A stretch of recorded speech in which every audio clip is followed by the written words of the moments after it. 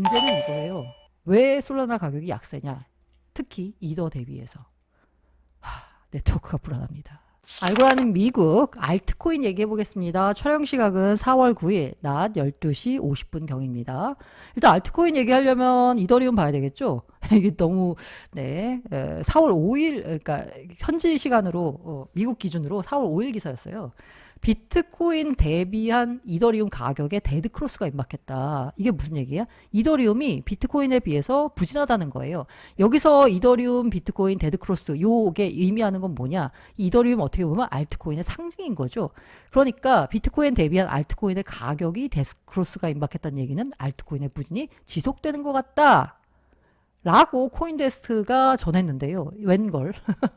갑작스런 이더 불장은 뭔가요? 네, 요거 민트색이요. 이더리움 그러니까 달러로 환산한 이더리움 가격이고요. 비트로 환산한 이더 가격입니다. 계속 떨어지고 있었죠. 네, 물론 달러 가격은 뭐 왔다 갔다 약간 횡보한다라고 볼 수 있지만 어쨌든 비트 대비해서는 계속 떨어지고 있었습니다. 이게 뭐예요? 비트는 오르는데 이더는 못 올랐다라는 겁니다. 그런데 갑작스런 이 이더 불장은 뭔가요? 갑자기 너무 치솟았습니다.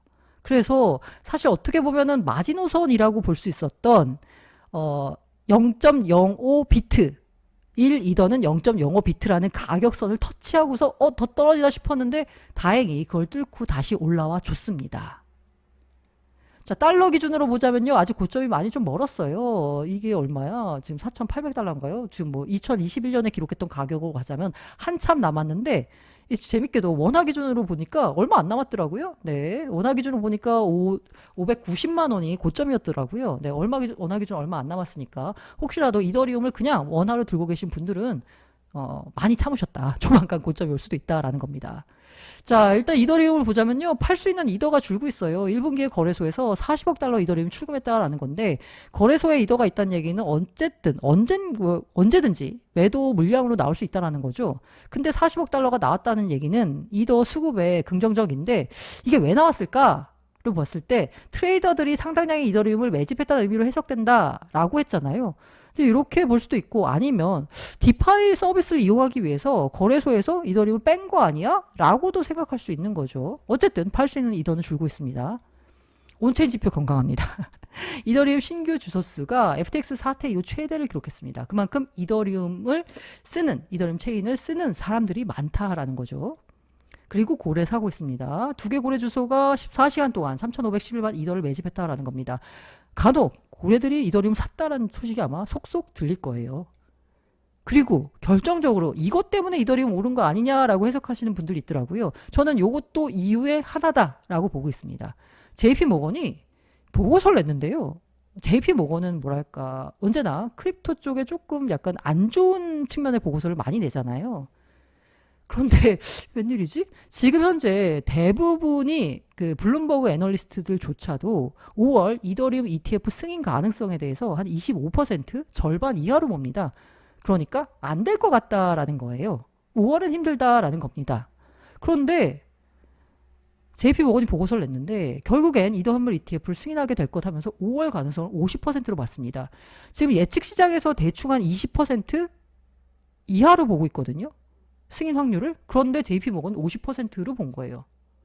그러면서 언젠간 반드시 확률은 이제 50% 절반이죠. 그런데 결국은 승인하게 될 거다. 꺼져가는 승인 기대감에 다시 불을 붙였습니다.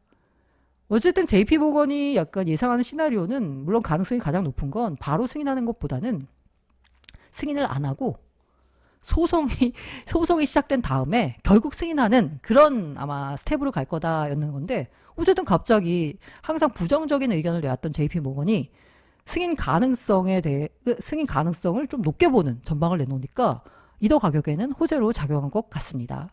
게다가 2배 레버리지 ETF까지 신청이 됐어요. 이 얘기는 뭐예요? 물론 이거는 이제 2배 레버리지 이더 선물 ETF의 2배 레버리지 상품입니다. 현물은 아직 안 나왔으니까요.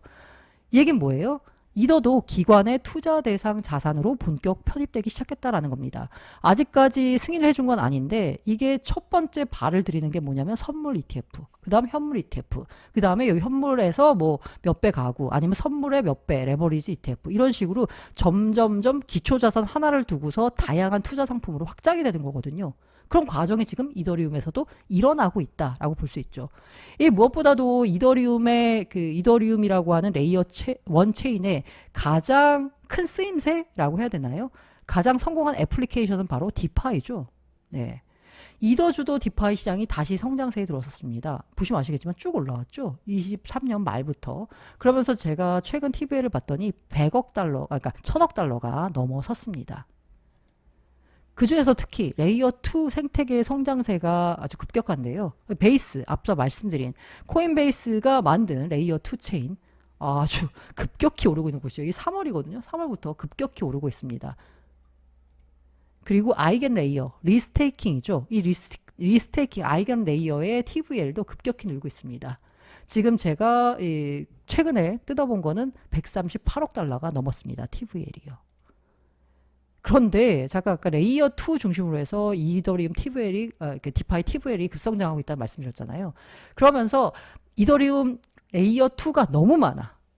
이러다 보니까 콜리건 랩스 CEO 같은 경우에는 이런 얘기까지 했어요. 이더리움의 가장 큰 적은 레이어 2간 내부 총질이라고 했습니다. 그러니까 레이어 2가 내부 총질을 하다가 이더리움이라고 하는 레이어 1에까지 위협을 끼칠 수 있다 라면서 경쟁 좀 자제하자라는 표현을 썼었거든요. 어쨌든 이런 식으로 레이어 2가 생태계가 점점점 성장하고 있고요. 이건 이더리움 성장과 같이 연결된다라고 보시면 됩니다.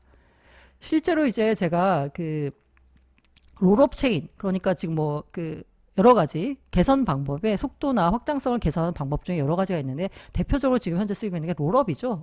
레이어 2 방식 중에 그 중에서 TVL을 봤더니요. 아비트럼, 블래스트, 베이스, 옵티미즘, 멘틀, 만타, 모드, 리니아, GK 싱크에라, 메티스, 스크롤 같은 애들이 이제 TVL 순위에 쫙 연결돼 있습니다.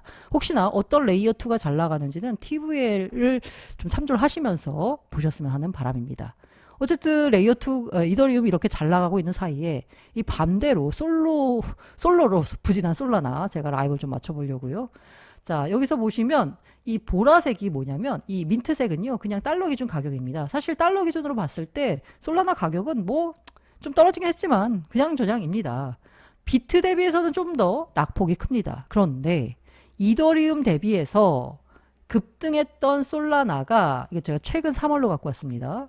3월 초에 이렇게 급등했던 솔라나가 최근 들어서 갑자기 급락하고 있습니다. 이게 뭐예요? 이더리움 대비해서 솔라나가 부진한 움직임을 보이고 있다. 다시 말해서 이더리움이 솔라나 대비 강세를 보이고 있다. 자, 일단 그간 왜 잘 나갔냐 솔라나가 보자면 솔라나 생태계가 커진 덕입니다. 수수료 매출이요 전분기 597% 증가했습니다. 어마어마한 트랜잭션이 있었다라는 거죠. 그리고 이제 매도 압박에 대해서 걱정하신 분들이 있는데요. 일단 이게 이제 FTX가 판테라 캐피탈 같은 데다가 19억 달러 상당의 솔라나를 매도했는데 이 물량이요. 4년간 락업이 됩니다. 그러니까 야 FTX나 알라메다가 들고 있는 솔라나 이거 물량 상당할 텐데 이거 시장에 나오는 거 아니야? 그런데 그 물량의 대부분은 팔 수 있는 건 이미 다 팔았고요. 팔 수 없는 건 이런 식으로 VC에다가 벌크로 넘겼습니다. 그런데 이 물량은 4년 동안 락업이 되는 거고요. 그러니까 당장은 가격에 영향을 미치지 않습니다. 물론 4년 뒤에 어떻게 될지 모르죠. 네. 문제는 이거예요. 왜 솔라나 가격이 약세냐? 특히 이더 대비해서. 네트워크가 불안합니다. 네. 4일날요. 트랜잭션 75%가 실패했어요. 솔라나의 가장 큰 장점 뭐예요? 체인이 싸고 빠르다. 싸고 빠르면 뭐 하나요? 안 됩니다. 아예 트랜잭션이 안 돼. 실패해. 왜 실패됐냐? 밈코인과 스팸봇의 영향이라고 하는데 무슨 영향이었건 간에 체인이 멈추면 안 되죠. 실패하면 안 되죠. 근데 75% 4개를 보내면 3개가 실패하는 거예요. 체인으로서 안정성이 떨어지는 겁니다. 쓰기 어렵죠. 이러면 아무리 싸고 빨라도. 이더리움 같은 경우에는 체인에 만약에 막 몰리잖아요. 트랜잭션 몰리면 수수료를 비싸게 해가지고 가스비를 비싸게 낸 걸 먼저 처리해 주잖아요. 근데 솔라나는 그렇지 않다라고 합니다. 그렇기 때문에 그냥 실패가 돼버리는 거예요. 비싸게 받는 게 아니라. 이 체인이 불안하니까 이게 되겠습니까? 그래서 야 솔라나 이거 괜찮아? 라고 하는 회의감이 퍼진 거죠.